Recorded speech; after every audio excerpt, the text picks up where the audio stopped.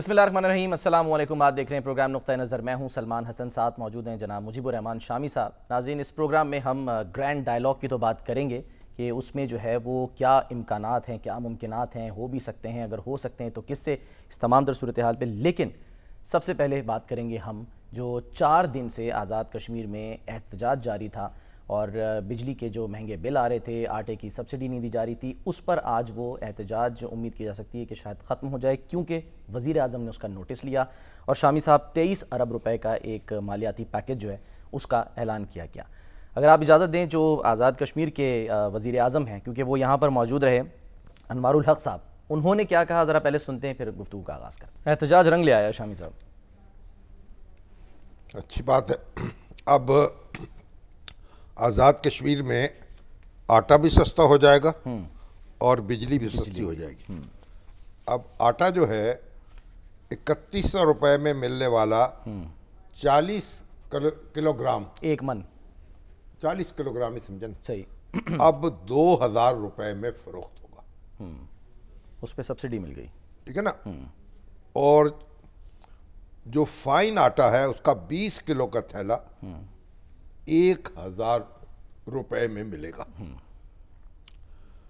अच्छा, अब हुकूमत जो है जम्मू व कश्मीर की, वो सालाना 15 अरब रुपए आटे पे सब्सिडी देती थी पहले।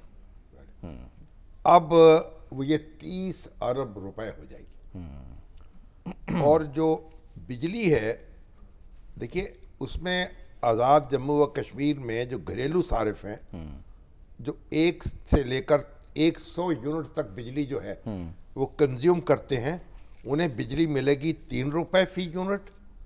जो 100 से 300 तक करते हैं उन्हें 5 रुपए फी यूनिट। और 300 से ज़ायद जो है जो बिजली कंज्यूम करते हैं उन्हें फी यूनिट 6 रुपए के हिसाब से बिल अदा करना। 300 से ज़ायद, बिल्कुल 6 रुपए। ये बहुत बड़ी रिलीफ है। और चौधरी अनवारुल हक ने यह भी बताया कि कमर्शियल सारिफिन के लिए 1 से 300 यूनिट तक बिजली जो है ना, फी यूनिट 10 रुपए, और 300 से जायद फी यूनिट 15 रुपए मिलेगा में फरोख्त होगी। अब ये बहुत बड़ा रिलीफ है जो आज़ाद कश्मीर के अवाम को दिया गया है। और ये जो अनवारुल हक साहब हैं, ये फॉरवर्ड ब्लॉक में थे ना, पीटीआई फॉरवर्ड ब्लॉक, जी हाँ। फिर उन्होंने मुस्लिम लीग नून, पीपल्स पार्टी के साथ मिलकर इत्तेहाद करके हुकूमत बनाई। और वो हमारे जो तनवीर इलियास साहब हैं, सरदार साहब, माशाअल्लाह, जो अदालत है वहाँ की, आज़ाद कश्मीर की, जिन्होंने तौहीन अदालत में कार्रवाई की थी उनके खिलाफ, और वो अदालत उज़्मा से वो हाथ धो बैठे थे। अब ये भी तो बड़ा तमाशा है ना। तो उनका खून जो है वो नाहक था शायद, तो बहरहाल उससे, उनके खून से अनवारुल हक साहब नमूदार हुए और वज़ीर आज़म बन गए। अब ये जो आज़ाद वहाँ एक्शन कमेटी बनी है, एक जो ताजरों पे ज़्यादातर तो ताजरों के नुमाइंदे थे, मुख्तलिफ सियासी जमातों भी थे उसमें के लोग भी शामिल हो गए, वकील भी शामिल हो गए, 30 के करीब मेंबर उसके। और इस वक्त देखें आज़ाद कश्मीर की जो आबादी है वो 40 लाख है, बिल्कुल। और उसका जो बजट है वो मेरा ख्याल है कि 232 अरब रुपए का है शायद।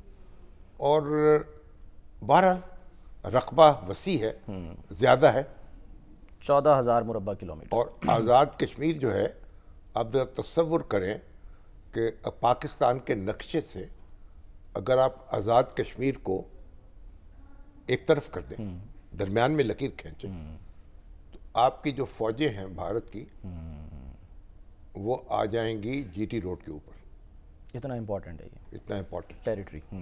और पिंडी तक पहुंचेंगी, क्योंकि आज़ाद कश्मीर है, अगर पूरा का पूरा भारत का हिस्सा बन जाता या भारत उस पर कब्जा कर लेता, तो इन लोगों ने जो बगावत की राजा के खिलाफ और पाकिस्तान का परचम बुलंद किया, और ये हिस्सा आज़ाद कराने में कामयाब हो गए हमारे कश्मीरी भाई जो हैं, सरदार चौधरी गुलाम अब्बास की क़यादत में, सरदार इब्राहिम खान की क़यादत में, सरदार अब्दुल क़य्यूम खान की क़यादत में। और सरदार इब्राहिम जो थे वो पहले सदर हुए आज़ाद कश्मीर की हुकूमत के।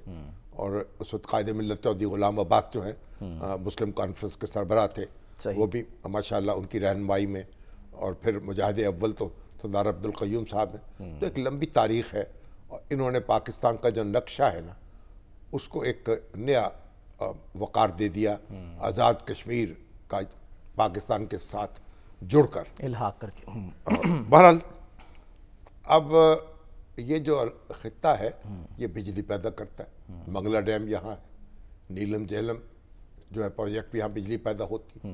मंगला डैम से तो फिर आप देखें ना, जब बना है तो हमारे भाई जो वहाँ के गए हैं, जो बरतानिया की कंपनी बना रही थी, उसने उस वक्त उनको वीज़े दिए बाहर जाने के लिए। बहुत सारे लोगों को, बहुत से लोग वहाँ चले गए और माशाल्लाह आज उनकी औलादें वहाँ हैं। वो बड़ी मजबूत और मौसर वो उनकी हैसियत है बरतानिया में, और वहाँ वो कश्मीर का और पाकिस्तान का झंडा उठाकर खड़े हैं। बिल्कुल सर, बड़ी पाकिस्तान को तवानाई देते हैं। मेरा वहाँ जाना हुआ था मीरपुर, क्योंकि तो वो जो बरतानिया के वहाँ जो कॉन्सुलेट है, सेंटर जो है उनका, जहाँ पर वो वीज़ा वगैरह लगाते हैं, तो वो बताया कि कम्युनिटी ने खुद से खर्चा करके अखराजात उठा के वो सेंटर जो है वहाँ पर बनाया है। नहीं तो मीरपुर तो आप ऐसे मालूम होता है जैसे लंदन का कोई हिस्सा है। बिल्कुल।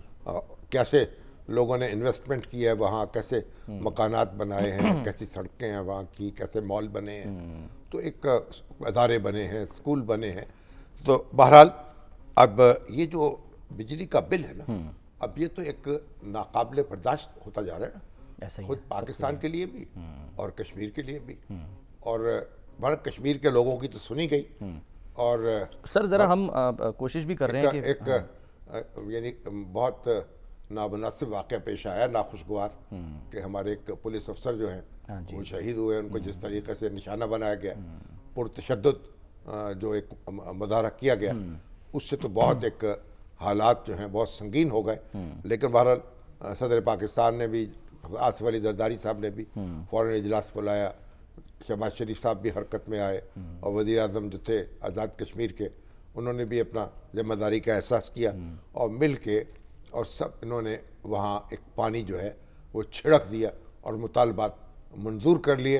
और ये आप बताऊँ, ये आज़ाद कश्मीर में जो खानदगी की शरह है वो पूरे पाकिस्तान से ज़्यादा है, 70% से ज़ायद खानदगी की शरह है। और दूसरा इम्तियाज़ एक और है, ये वाहिद इलाका है जिसकी सरकारी ज़ुबान उर्दू है। अच्छा। और वैसे आज़ाद जम्मू और कश्मीर जो है उसमें सारा काम जो है वो उर्दू ज़ुबान में होता है सरकारी तौर पर। और जब नैब की हुकूमत कायम हुई थी 1970 में, जिसको मुफ्ती हमारे महमूद साहब लीड कर रहे थे, नैब की और JUI की हुकूमत थी मुश्तरका, उस वक्त उन्होंने भी सूबा सरहद में और बलूचिस्तान में उर्दू को सरकारी ज़ुबान करार दे दिया था, और उनकी जो सूबाई मामलात हैं वो भी उर्दू ज़ुबान में अंजाम पाते थे। ठीक। तो ये कश्मीर जो है, अब उर्दू ज़ुबान की भी इतनी बड़ी अहमियत है तहरीक आज़ादी के साथ और पाकिस्तान के साथ। ये तौफीक पंजाब को नहीं हुई, ये सिंध को नहीं हुई, ये वफाक पाकिस्तान को नहीं हुई। सुप्रीम कोर्ट के हुक्म के बावजूद, हुक्म आया था और दस्तूर में लिखने के बावजूद उर्दू ज़ुबान जो है वो अभी तक सरकारी ज़ुबान नहीं बनाई गई। मुकाबले के इम्तहानात जो हैं उनमें उर्दू ज़ुबान को यानी में इम्तहान देने की इजाज़त नहीं है, इंटरव्यूज़ देने की इजाज़त नहीं है। तो ये जो अब ये भी देखें कि पाकिस्तान के जो हुक्मरान हैं, अब शहबाज शरीफ साहब माशाल्लाह वज़ीर आज़म हैं और नवाज शरीफ साहब मुस्लिम लीग के कायद हैं, वो इस तरफ भी देखें, वो तहरीक पाकिस्तान की फ़िक्र भी करें, कोई नजरिए भी की फिक्र भी करे, कोई कौमी जुबान की फिक्र भी करे। तो बहरहाल तो आज़ाद कश्मीर जो है हमारा एक बड़ा ही अजीज़ तर खित्ता है, हमारा सर का ताज है। और वहाँ ये सूरत हाल जो है इसको संभाल लिया गया, इस पर मसरत का आज़ार किया जाएगा। और उसके साथ ही ये अर्ज़ की जाएगी कि जनाब ये जो बाकी पाकिस्तान है उसमें भी जो लोग 300 यूनिट तक बिजली सर्फ करते हैं, बहुत गरीब और कम वसीला लोग जो हैं, कम से कम उनकी को फरियाद तो सुनी जाए और उनके लिए कुछ हो, कहाँ से कटौती करें अखराजात कम करें, उनको रिलीफ फराहम करें, इस तरफ भी तवज्जो देने की ज़रूरत है। सर कुछ इक़दाम, क्योंकि आपने जिक्र किया जा रहा है चौधरी साहब का, अनवर साहब का, कुछ इक़दाम तो उन्होंने आज जो गिनवाए भी थे, लेकिन वो कह रहे थे जी मैं खुद नुमाई नहीं करता, मैंने अपने तौर पे कुछ मालूमात ली। सियासत बड़े खुद नुमाई करनी पड़ती है ना भाई सर, लेकिन सियासत में घूंघट निकाल के नहीं बैठते सर। उनका ये मानना है कि काम करो खुद ब खुद, आपकी वो वर्ड ऑफ माउथ होता है ना, कहते हैं। हाँ, अब वो कहते हैं सर मैंने 9 अरब रुपए बचाए, अपना सवाब दी, इख्तियार किया, आप हमने 2 कमरे के फ्लैट में शिफ्ट हो गए। भाई 2 कमरे के फ्लैट में रहे, अच्छी बात है, वो 4 कमरे के फ्लैट में आ जाए, कोई हर्ज नहीं। पीएम हाउस को गेस्ट हाउस बना, लेकिन पीएम को गेस्ट हाउस, पीएम हाउस को गेस्ट हाउस बना दिया, अच्छे काम किए हैं। लेकिन बुनियादी बात यह है लोगों की इज्तिमाई जिंदगी जो है उसको सहूलत पैदा करें उसमें, और उनके दिलों पे हाथ रखें। बाकी तो फिर जो खिदमत कर रहे हैं उसका सिला पालेंगे अगले इंतखाबात में। तो सियासत जो है, अगर आपको अच्छा काम कर रहे हैं तो आप उसकी तशहीर करें। महकमा इत्तलात आपका भी कायम है, ये आप बन के वली अल्लाह बन के बैठने की क्या जरूरत है। तो लेकिन बहरहाल अगर वो तशहीर नहीं कर रहे तो उनकी मर्जी, अगर अच्छे काम किए हैं तो मुबारक हो, आगे चलें सर। अच्छा, शहबाज शरीफ साहब का सर आपने जिक्र किया, शहबाज शरीफ साहब जो हैं वो अब मुस्ताफ़ी हो गए हैं अपने पार्टी ओहदे से, यानी मुस्लिम लीग की सदारत जो है वो अब नवाज शरीफ साहब के पास आ रही है 28 मई को सर, 28 मई को यौम तकबीर है। एग्जैक्टली, जिसमें धमाके हुए थे, एटमी धमाके, और पाकिस्तान एक एटमी ताकत बन गया था। बिल्कुल। और आप ये भी देख लीजिए ना, एटमी ताकत तो पाकिस्तान बन गया और इतना बड़ा धमाका कर दिया, पूरी दुनिया में धाक बैठा दी, और इंडिया जो है इसके मुकाबले में तन के खड़ा हो गया। और जिस शख्स ने धमाके किए, 1 साल के बाद उसकी हुकूमत जो है चलती बनी, ये अपने फौजी धमाके से उड़ा दी गई। जो परवेज मुशर्रफ ने धमाका की, जी हाँ, वो हुकूमत खत्म कर दी गई। देखिए आप ये भी तो देखें ना, अलमिया इस मुल्क का, यानी ना कोई दस्तूर की परवाह है ना कानून की परवाह है। हमने उनसे पूछा गवर्नर हाउस में, अच्छा, मजीद निज़ामी साहब मरहूम जो थे, उन्होंने सवाल किया आपको धक्का किसने दिया था। अच्छा, हाँ, यानी इक़्तिदार जो आपने संभाला, कहने लगे जो मुझको धक्का देगा मैं उसको धक्का दूंगा। अच्छा, वो तो हवा में फजा में थे सर उस वक्त, धक्का दूंगा मैं। और ये है कानून जो है, ये इसकी इजाज़त नहीं देता, आइन इसकी इजाज़त नहीं देता। मगर हमने आइन को ताराज किया है, और फिर जिस तरह रसवाई हमारे हिस्से में आई है, और फिर हमारी रियासत के हिस्से में आई है, हम सब के हिस्से में आई है, और उनके हिस्से में भी आई है जो अपने आप को बहुत ताकतवर समझते थे, मुक्के लहराते थे। अभी देखिए ना, 12 मई गुजरी है, उस दिन क्या हुआ, इफ्तिखार चौधरी साहब का कारवां पहुंचा जब कराची में, कितने लोग मारे गए, और शाम को मुक्के लहरा कर परवेज मुशर्रफ साहब कह रहे थे कि जनाब पता नहीं मैं ज़ेर ज़बर कर दूंगा दुनिया को। और फिर क्या हुआ, फिर पाकिस्तान में रहना भी नसीब नहीं हुआ, आखिरी सांस लेना नसीब नहीं हुआ। और वो हमारी जो फौजी हमारे जवान हैं, उनके हाथ भी जनाब गंदे हुए कि अदलिया पर दबाव डाला गया, और फिर उनको यहाँ से फरार कराया गया। पता ये एक हमारी तारीख जो है सर शर्म से झुक जाता है बाज़ वाक़यात जब हम पढ़ते हैं और सुनते हैं, और क्या हमने इस्लामी जमहूरिया पाकिस्तान का, और क्या हमने इसका हुलिया बिगाड़ दिया, और क्या इसकी दुर्गत बना दी। तो बहरहाल तो शहबाज शरीफ साहब जो हैं अब यकसुई के साथ वज़ारत उज़्मा संभालेंगे, और नवाज शरीफ साहब जो हैं वो बन जाएंगे सदर मुस्लिम लीग 28 मई को।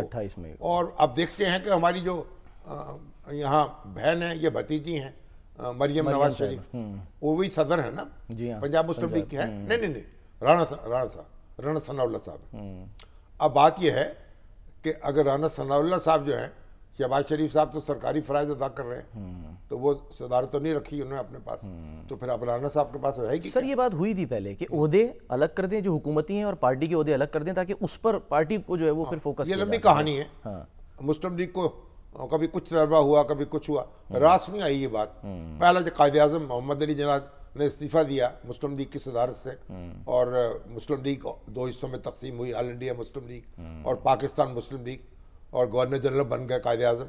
तो फिर उस वक्त चौधरी खलीकुज़्ज़मा को कन्वीनर मुकर्रर किया गया, और फिर उनकी लियाकत अली खान से ठन गई, और फिर ये एक बार तो ये भी हुआ कि चौधरी मोहम्मद अली जब वज़ीर ख़जाना थे तो सरदार अब्दुल निश्तर मुस्लिम लीग के सदर मुंतखब हो गए, तो फिर उनकी जो है वो भी नहीं बनी, क्योंकि जो पार्टी लीडरशिप है वो चाहती है कि ये हुकूमत उसके ताबे हो, हुकूमत उससे हदायत ले, और जो हुकूमत में बैठे होते हैं वो कहते हैं कि पार्टी उसके ताबे हो। तो फिर बहरहाल अब तो ये है कि दोनों भाई जो हैं, अब नवाज शरीफ साहब की तो हैसियत मुसल्लम है, तो इसलिए मेरा ख्याल है कि शहबाज शरीफ साहब जो हैं वो कड़वा या मीठा घूंट पी लिया है उन्होंने। अच्छा, तो अब मुस्लिम लीग जो है नए तरीके से मुनज़्ज़म होगी, नवाज शरीफ साहब उसे मुनज़्ज़म करेंगे। अब देखना ये चाहिए कि जो लोग आते हैं, अब ये भी कह रहे हैं कि हसन इकबाल साहब जो हैं वो शायद मसरत खाली कर दें, को साद रफ़ीक का नाम लिया जा रहा है, वो सेक्रेटरी जनरल हैं, और अब हो सकता है राना साहब जो हैं सनाउल्लाह, इनकी जगह भी कोई और सदर आ जाए। लेकिन बहरहाल जो भी हो, पार्टी के दरमियान और हुकूमत के दरमियान एक अच्छे ताल्लुकात रहने चाहिए, ना पार्टी हुकूमत को धौंस में लाने की कोशिश करे और ना हुकूमत जो है पार्टी पे रोज जमाने की कोशिश करे। और मुस्लिम लीग को तो बड़े चैलेंज दरपेश हैं। अब मुस्लिम लीग को एक सेटबैक हुआ है, जब नवाज शरीफ साहब बाहर चले गए और फिर जो मामला रहा, फिर मुस्लिम और जब पीटीआई जो है उसकी जो यलगार है उसका सामना है उसको, तो अब उसमें पूरी तनदही से काम करना पड़ेगा और मुस्लिम लीग को रिवाइव करने का मरहला दरपेश। मुस्लिम लीग नून के अंदर शामी साहब जो लोग थे, जो जैसे मियां जावेद लतीफ़ साहब हो गए, राना सना भी बहुत बोल रहे थे, लेकिन फिर उनको ज़ाहिर मुशीर बना दिया गया। तो आपको लगता है कि अब नवाज शरीफ के पार्टी सदर बन जाने से वो भी जो इंटरनल एक रिफ्ट थी वो ख़त्म होगी, थोड़ी ख़त्म होनी चाहिए। अब जावेद लतीफ़ साहब जो है ना, वो भी अपनी ज़ुबान थोड़ी सी काबू करना पड़ेगा, क्योंकि हर वक्त हर बात तो नहीं की जा सकती ना। ऐसी बातें जो कि आप बेडरूम में भी नहीं करते, वो ड्राइंग रूम में करते हैं, बल्कि जल्द से टीवी पे बैठ के, सर टीवी पे बैठ के करते हैं, बस बोलते चले जाते हैं। ऐसे बोलते चले जाना जो है ये कोई वफादारी नहीं होती।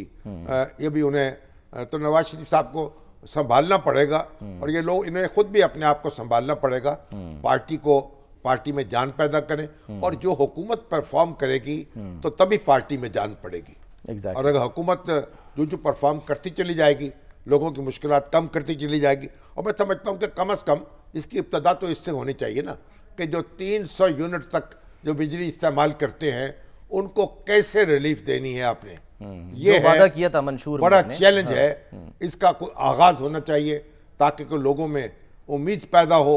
अभी तो आप देखें ना कि वो 20,000 मोटरसाइकिलें हमारी मरियम बीबी बैलेटिंग कर रही थी ना, वो नौजवानों को देनी है, इलेक्ट्रिक बाइक्स की। अब इलेक्ट्रिक बाइक सर वो तो मामला हाई कोर्ट ने रोक दिया। हाँ जी, और मेरा ख्याल वो रिमार्क्स भी बड़े अजीब से आए। हाँ, पता नहीं हाई कोर्ट के रिमार्क्स भी जज साहब के बड़े अजीब से थे। हाँ, लेकिन मेरा ख्याल है कि वो इंतजामी मामलात में अदलिया की जो मदाखलत है वो पसंदीदा बात तो नहीं है, और मेरा ख्याल है हो सकता है कि अपना हुक्म जो है वापस ले लें।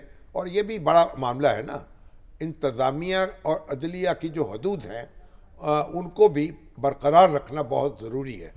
तो जज साहबान को भी ये बात समझनी चाहिए। सही। अभी तो आप देखें कि हमने वज़ीर आज़म जो है, दस्तूर में लिखा हुआ है वज़ीर आज़म को अदालत में तलब नहीं किया जा सकता, लेकिन बुलाया हमने एक वज़ीर आज़म को नोटिस दिया हमारे नवाज शरीफ साहब को सुप्रीम कोर्ट ने, सज्जाद अली शाह साहब ने, तौहीन अदालत का। फिर दूसरे वज़ीर आज़म को तौहीन अदालत का नोटिस दिया गया, गिलानी साहब को। हाँ। और अभी निगरान वजीर आजम को तलब कर लिया गया कोर्ट में। तो ये देखना चाहिए।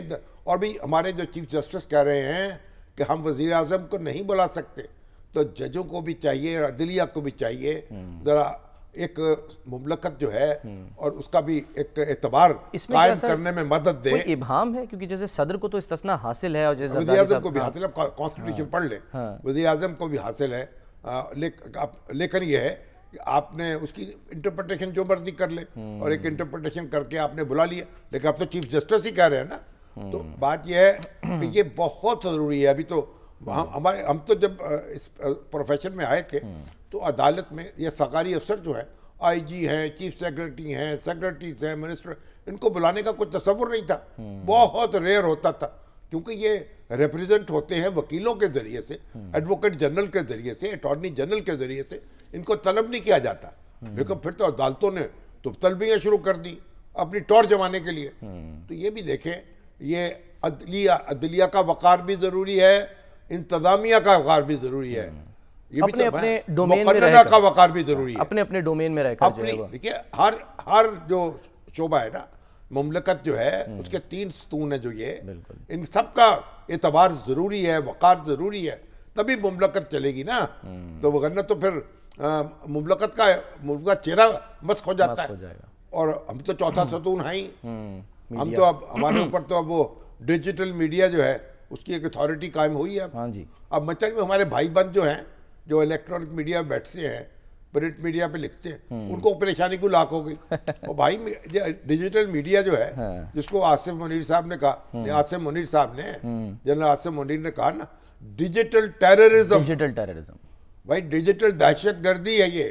जब झूठ फैलाते हैं, लोगों को उकसाते हैं, तो फिर अब उसका सामना भी करें फिर कानून का। ऐसा ही है सर। आज एक और भी अपडेट हुई ना, और वो ये कि हुकूमत ने फैसला किया जो हसास और खुफिया मालूमात, ये जो सोशल मीडिया पे नहीं होता कि लगा दो जो मर्जी आए, आपने कहा जी फलां चीज़ हो गई, मेरे पास सबूत है, ये वो, उस पर अब कहा है जी ऑफिशियल सीक्रेट एक्ट के तहत जो है वो कार्रवाई होगी, मोहतात रहें अब सब। भाई अब तो असल में कम लोग हैं ना जो यहाँ रहते हैं, बाहर भी तो रहते हैं ना। हाँ, बाहर भी रहते हैं, वहाँ से भी वो फेसबुक का इस्तेमाल करते हैं, एक्स का इस्तेमाल करते हैं, ट्विटर का, तो बाहर भी यूट्यूब का इस्तेमाल बरगलाने के लिए उनको क्या करें, व्लॉग्स करते हैं। और ये प्लेटफॉर्म जो है वो आपके जवाब दे नहीं आपके कानून को। ये सोचना पड़ेगा, ये आज़ादी इज़हार का मसला नहीं है।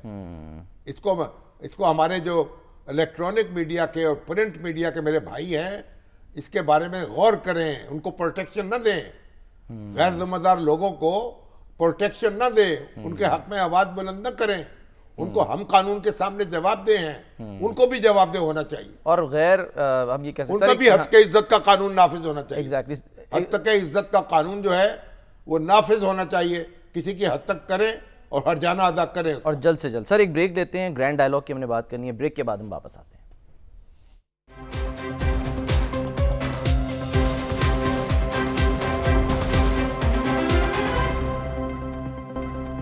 वेलकम बैक जी। ग्रैंड डायलॉग या ग्रेटर डायलॉग की इस वक्त शुनीद है। शामी साहब, सुहेल वड़ाइच साहब कहते हैं कि मौजूदा सियासी डेडलॉक की कुंजी सिर्फ और सिर्फ पार्लियामान है, लेकिन पीटीआई गलतियों का एतराफ़ भी करे।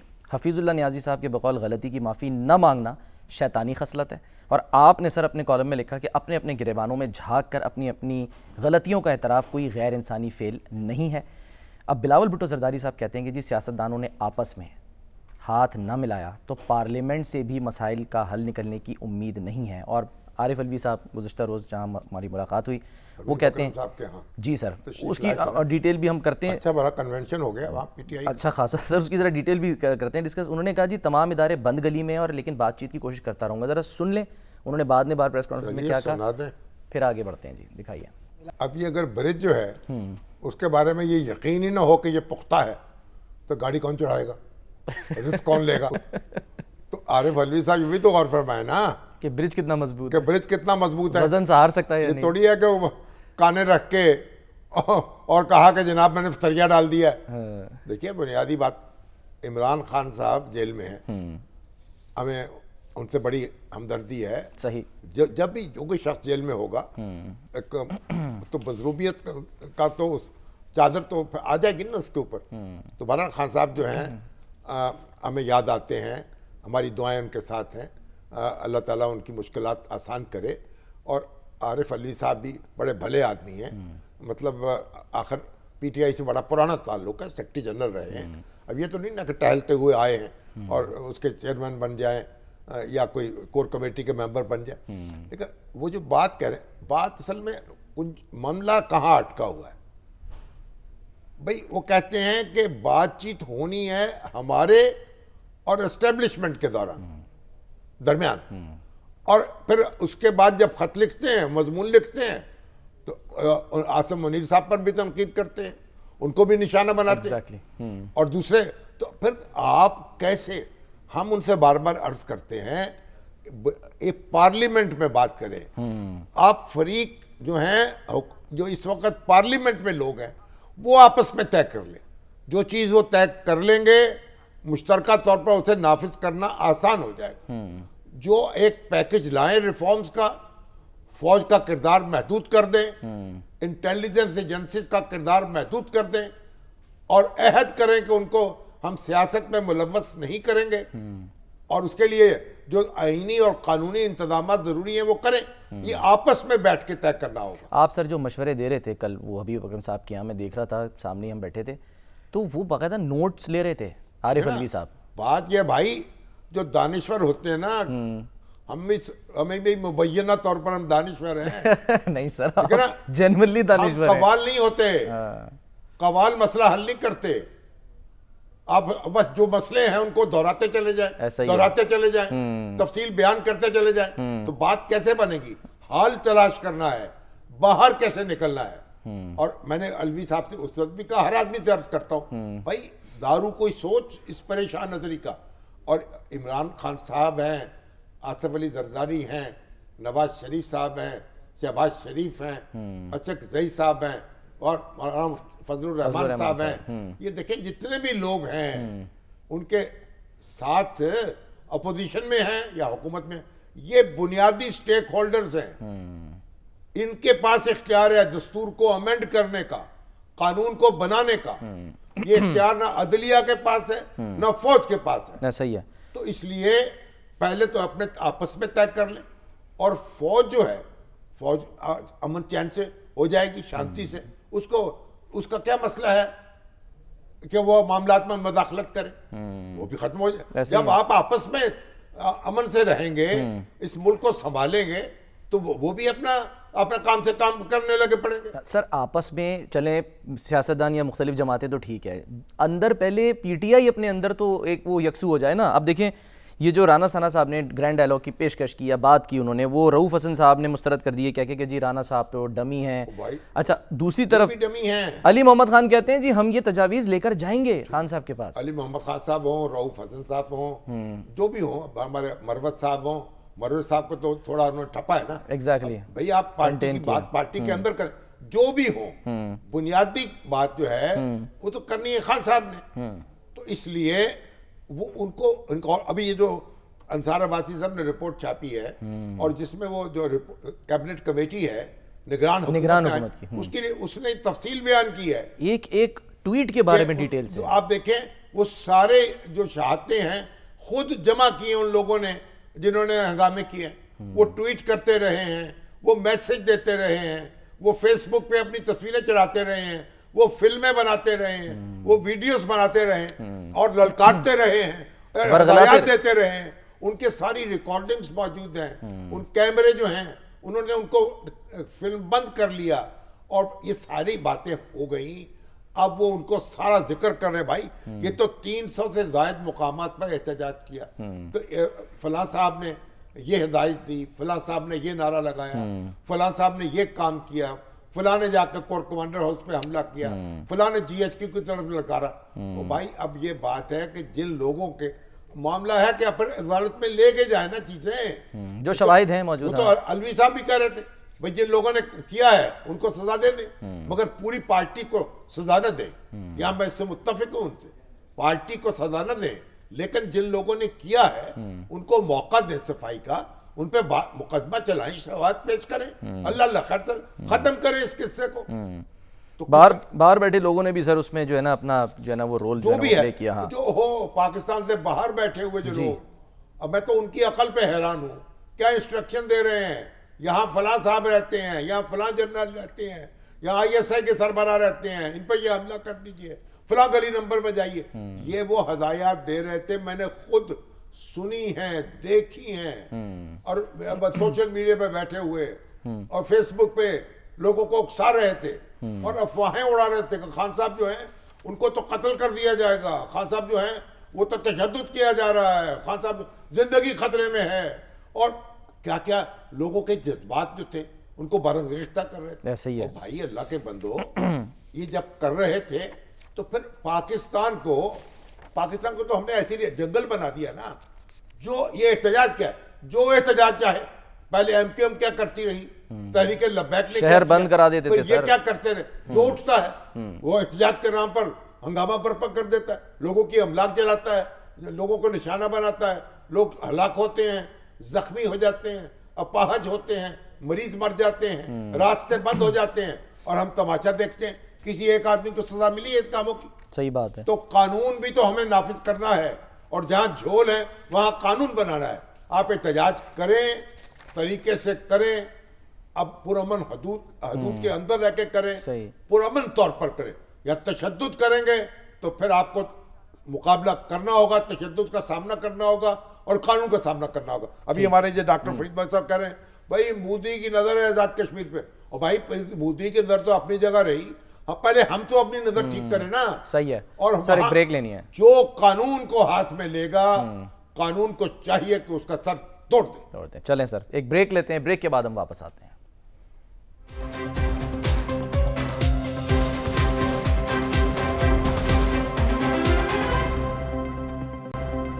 प्रोग्राम का वक्त खत्म होता है, नाज़रीन अपना ख्याल रखिए, अल्लाह हाफिज़।